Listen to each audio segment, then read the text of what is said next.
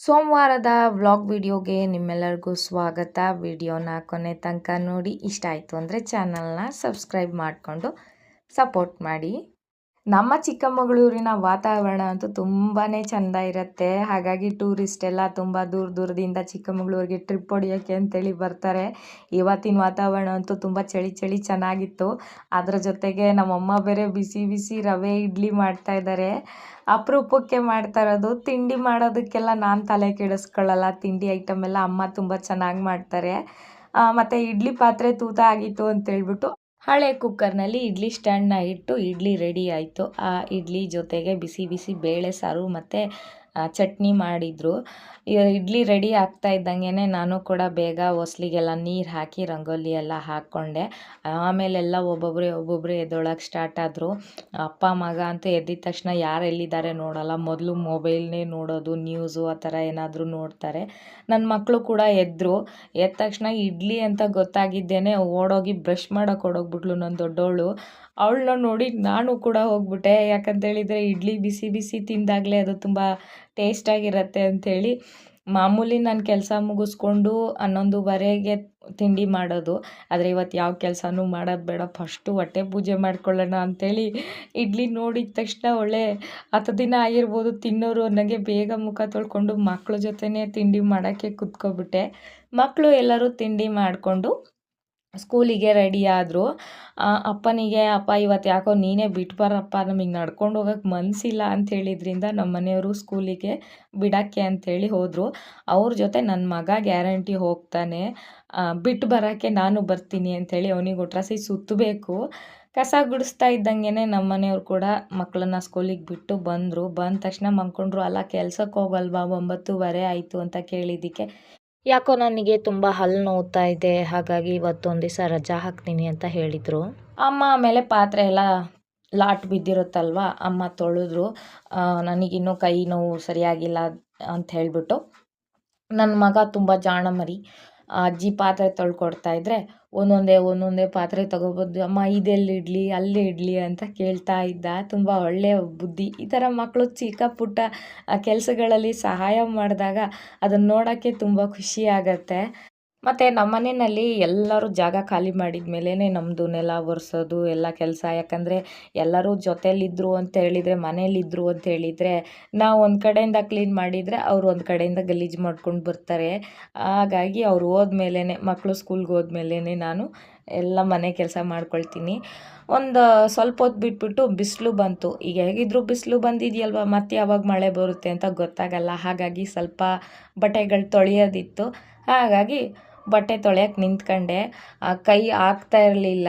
1-2 ದಿವಸ ನೋವು ಕಮ್ಮಿ ಇತ್ತು. ಈಗ ಮತ್ತೆ ನೋವು ಸ್ಟಾರ್ಟ್ ಆಗಿದೆ. ಆದರೂ ಪರವಾಗಿಲ್ಲ, ಅಮ್ಮಂಗೆ ಎಷ್ಟಂತ ಒಬ್ಬರೇ ಮಾಡ್ಕೊಳ್ತಾರೆ.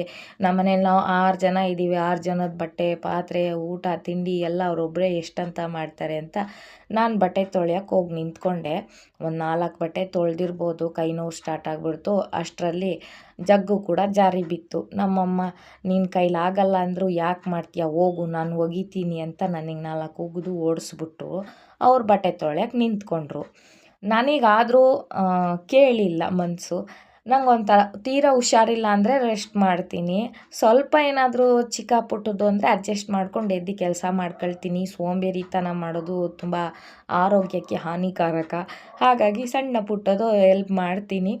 ನಮ್ಮ ಮನೆಯವರು ಹಲ್ಲು ನೋವಿಗೆ ಹಾಸ್ಪಿಟ್ಲಿಗೆ ಹೋಗಿ ಬರಬೇಕಾದ್ರೆ ಒಂದು 4 ಮಾವಿನಕಾಯಿ ಮತ್ತು ಹಲಸಿನಕಾಯಿ ತೊಗೊಬಂದಿದ್ರು. ನನ್ನ ಮಗ ನೋಡಿದ ತಕ್ಷಣವೇ ಇದಕ್ಕೆ ಮೊದಲು ಉಪ್ಪು ಖಾರ ಹಚ್ಕೊಡು ಅಜ್ಜಿ ಅಂಥೇಳಿ ಅಜ್ಜಿ ಮೊಮ್ಮಗನ ಆರ್ಡ್ರಿಗೆ ತಕ್ಕಂತೆ ಕಟ್ ಮಾಡಿ ಕೊಡ್ತಾಯಿದ್ರೆ ಮೊಮ್ಮಗ ತಿಂದು ಸೂಪರ್ ಅಂತ ಹೇಳ್ತಾ ಇದ್ದ. ನಮ್ಮ ಮನೆಯವರು ರಜಾ ಹಾಕ್ಕೊಂಡು ಮನೆಯಲ್ಲೇ ಇದ್ರಲ್ವ, ಹಾಗಾಗಿ ನಮ್ಮ ಅಜ್ಜಿ ಹೆಸ್ರಿನಲ್ಲಿದ್ದಿದ್ದ ಗ್ಯಾಸ್ ಬುಕ್ನ ನಮ್ಮಮ್ಮನ ಹೆಸರಿಗೆ ಅಂತ ಮಾಡಿಸ್ಬೇಕು ಅಂತೇಳಿ ಅಪ್ಲಿಕೇಶನ್ ಹಾಕಿದ್ವಿ. ಅದು ಇನ್ನೂವರೆಗೂ 2 ತಿಂಗಳ ಮೇಲೆ ಆಯಿತು. ಇನ್ನೂವರೆಗೂ ಯಾವ ಸುದ್ದಿನೂ ಇಲ್ಲ. ಅದನ್ನು ವಿಚಾರಿಸೋಕ್ಕೆ ಅಂತೇಳ್ಬಿಟ್ಟು ನಮ್ಮಮ್ಮ ಗ್ಯಾಸ್ ಆಫೀಸಿಗೆ ಹೋಗಿದ್ರು. ಹೆಸರು ಚೇಂಜ್ ಮಾಡಿ ನನ್ನ ಇದಕ್ಕೆ ಕೊಡಿ ಅಂತ ಹೇಳಿ ಇಷ್ಟೆಲ್ಲ ಖರ್ಚು ಮಾಡ್ಕೊಂಡು ನಾವು ಹೋದ್ರೆ ಇದು ಇನ್ನೂ ಆಗಿಲ್ಲ ಅಂತ ಹೇಳ್ತಾ ಇದ್ದಾರೆ. ಇದು ಆಗ್ದಲೇ ಇರೋಕ್ಕೆ ಇದಕ್ಕೆ ಇಷ್ಟ ಹಾಕಿದ ದುಡ್ಡು ನಾವು ಸೌದೆ ತಂದ್ಕೊಂಡಿದ್ರೆ ಇನ್ನು ಆರಾಮಾಗಿ ಕುತ್ಕೊಂಡು ತಿನ್ಬೋದಿತ್ತು. ಬರೀ ಸೌದೆಲ್ಲೇ ಮಾಡ್ಕೊಂಡು ತಿನ್ನೋದಾದ್ರೆ ಮತ್ತೆ ಏನಕ್ಕೆ ಗ್ಯಾಸ್ ಕೊಟ್ರು ಇವರು ಫ್ರೀಯಾಗಿ?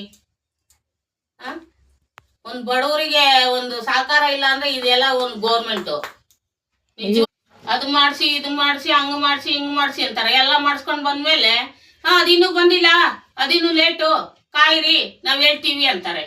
ಅವ್ರು ಹೇಳೋ ತನಕ ಕಾಯೋ ತನಕ ನಾವು ಏನು ಮಾಡೋದು? ಮಕ್ಳು ಮರಿ ಇಟ್ಕೊಂಡವ್ರು ಬಡವರು. ನಮ್ಮ ಅಜ್ಜಿ ತೀರ್ಕೊಂಡಿದ್ರಿಂದ KYC ಮಾಡಿಸ್ಬೇಕು ಅಂತ ಹೇಳಿದರು, ಆದರೆ ಅದಾಗಲ್ಲ, ಅವರಿಲ್ಲ. ಹಾಗಾಗಿ ನಿಮ್ಮ ಹೆಸ್ರಿಗೆ ಗ್ಯಾಸ್ ಬುಕ್ನ ಚೇಂಜ್ ಮಾಡ್ಕೊಳ್ಳಿ ಅಂತ ಹೇಳಿದರು ಅಂತ ನಾವು ಅಪ್ಲಿಕೇಶನ್ ಹಾಕಿದ್ರು ಕೂಡ ಇನ್ನೂ ಅದು ಆಗ್ತಾ ಇಲ್ಲ. ಗ್ಯಾಸ್ ಬುಕ್ ಮಾಡೋಕ್ಕೆ ಕೂಡ ಆಗ್ತಾಯಿಲ್ಲ. ತುಂಬ ದೊಡ್ಡ ಸಮಸ್ಯೆ ಆಗಿಬಿಟ್ಟಿದೆ. ಈಗ ಆಗೋ ಹೇಗೋ ಗ್ಯಾಸ್ ಖಾಲಿ ಆಗುತ್ತೆ, ಮುಂದಕ್ಕೆ ಏನು ಮಾಡೋದು ಅನ್ನೋದೇ ದೊಡ್ಡ ತಲೆ ಬಿಸಿ ಆಗಿದೆ. ಇವತ್ತು ನಾಳೆ ಅಂತಲೇ ಹೇಳ್ತಾ ಇದ್ದಾರೆ. ಮತ್ತು ಮಕ್ಕಳು ಕೂಡ ಅಷ್ಟೊತ್ತಿಗೆ ಸ್ಕೂಲಿಂದ ಬಂದ ತಕ್ಷಣ ಅವರು ಆ ಬುಕ್ಸ್ ಎಲ್ಲ ತೋರಿಸಿ ಬೆಳಗ್ಗೆ ಉಳ್ದಿದ್ದು ಇಡ್ಲಿನೇ ತಿನ್ಕೊಂಡ್ರು ಇಬ್ರು. ಆಮೇಲೆ ನಮ್ಮ ಮನೆಯವ್ರು ತಂದಿದ್ದು ಹಲಸಿನ ಹಣ್ಣು ಹಳೇದು ಒಂದು ಹಣ್ಣಾಗಿತ್ತು, ಅಂದರೆ ದೋರ್ಗಾಯಿ ಥರ ಇತ್ತು. ಅದನ್ನು ಓಪನಿಂಗ್ ಸೆರೆಮನಿ ಮಾಡಿ ಅಪ್ಪ ಮಕ್ಕಳು ಎಲ್ಲ ಕೂತಲ್ಲೇ ತಿಂದರು. ರಾತ್ರಿ ಊಟಕ್ಕೆ ಬೆಳಗ್ಗೆ ಉಳ್ದಿದ್ದ ಬೇಳೆ ಸಾರನ್ನೇ ಚೆನ್ನಾಗಿ ಬಿಸಿ ಮಾಡಿಕೊಂಡು ಅನ್ನ ಮಾಡಿಕೊಂಡೆ. ಆಮೇಲೆ ನೆಂಚ್ಕೊಳ್ಳೋಕ್ಕೆ ಹೂಕೋಸು ಮತ್ತು ಆಲೂಗೆಡ್ಡೆ ಸೋಯಾಬೀನ್ ಹಾಕಿ ಪಲ್ಯ ಮಾಡ್ಕೊಂಡ್ವಿ. ಎಲ್ಲರೂ ಊಟ ಮಾಡ್ಕೊಂಡ್ವಿ. ಇವತ್ತಿನ ವ್ಲಾಗ್ ವಿಡಿಯೋ ಇಷ್ಟೇ. ಈ ವ್ಲಾಗ್ ವಿಡಿಯೋ ನಿಮ್ಮೆಲ್ಲರಿಗೂ ಹೇಗನ್ನಿಸ್ತು ಅಂತ ಕಮೆಂಟ್ ಮಾಡಿ, ಹಾಗೆ ಒಂದು ಲೈಕ್ ಮಾಡಿ ಸಪೋರ್ಟ್ ಮಾಡಿ.